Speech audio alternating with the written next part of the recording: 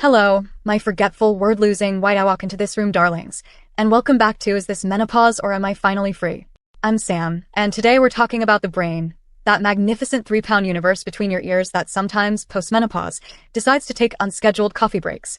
If you've ever walked into a room and forgotten why, lost your car keys only to find them in the freezer, or blanked on a common word like toaster and instead said the bread heater, you're in the right place. You're not developing early dementia. You're not losing your mind. Your brain is just undergoing a remodel, and the dust hasn't settled yet. Let's talk about why it happens, how to separate normal cognitive shifts from real red flags, and how to turn brain fog into brain power. What's actually happening? What's going on inside your post-menopausal brain? Estrogen was a major player in cognitive function. It promoted cerebral blood flow, supported the growth and survival of neurons, boosted neurotransmitters like acetylcholine and serotonin, and helped with synaptic plasticity, the brain's ability to form and reorganize connections. When estrogen left the building, your brain lost a key support system. It went through a withdrawal phase. The sloth manager who replaced the chaos squirrel is lovely, but she's still training the new staff. Meanwhile, other factors pile on. Sleep quality often declines, stress hormones like cortisol can be higher, and the mental load of midlife, work, aging parents, adult kids, life admin is enormous. That cognitive bandwidth is being shared across more tabs than ever. The result?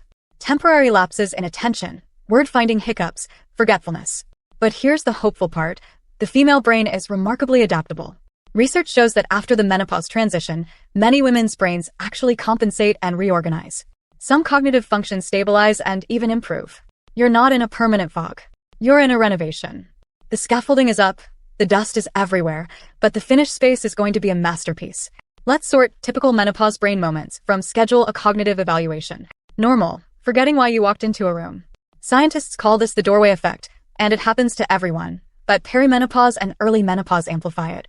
Normal, word-finding difficulties, the it's on the tip of my tongue phenomenon where you say the thingy or the whatchamacallit. Normal, misplacing objects like keys, phone, or glasses. Normal, being more distractible, needing more time to learn new things, and feeling mentally foggy after a poor night's sleep. Red flags, the kind that need medical attention. Getting lost in familiar places, like not recognizing your own street. Forgetting how to do familiar tasks, like operating the washing machine you've used for years. Repeating the same question over and over within minutes. Significant personality changes or confusion that's progressive and interferes with daily life. Also, if cognitive changes are paired with other neurological symptoms like tremors, balance problems, or hallucinations. The rule: if it's I forgot where I put the keys, but you know what the keys are for, that's menopause. If it's I found the keys but don't know what they do, that's a doctor's visit. And never be afraid to ask for a cognitive screening if you're genuinely worried. Peace of mind is worth it. Survival Toolkit. Now, how to clear the fog and build a sharper, more resilient brain for the decades ahead. Tip 1. Feed your brain. Your brain runs on glucose, but it needs steady fuel, not sugar spikes. Prioritize protein, healthy fats like omega-3s from fatty fish, walnuts and flax seeds, and antioxidant-rich berries and leafy greens. The Mediterranean diet isn't just for your heart, it's brain food. Tip 2. Sleep is brain detergent.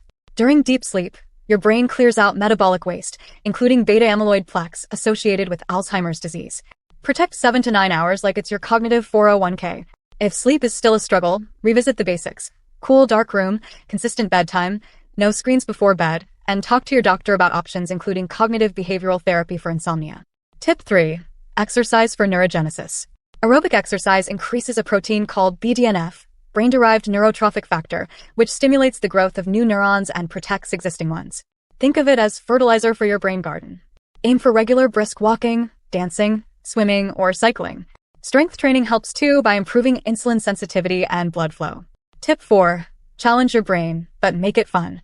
Learn new skills that require active engagement. A musical instrument, a language, dance classes, puzzles, strategy games. The key is novelty and complexity. Watching TV doesn't count. Your brain needs to be slightly uncomfortable to grow. Tip 5. Manage stress and mental load. Chronic cortisol is toxic to the hippocampus, the memory center.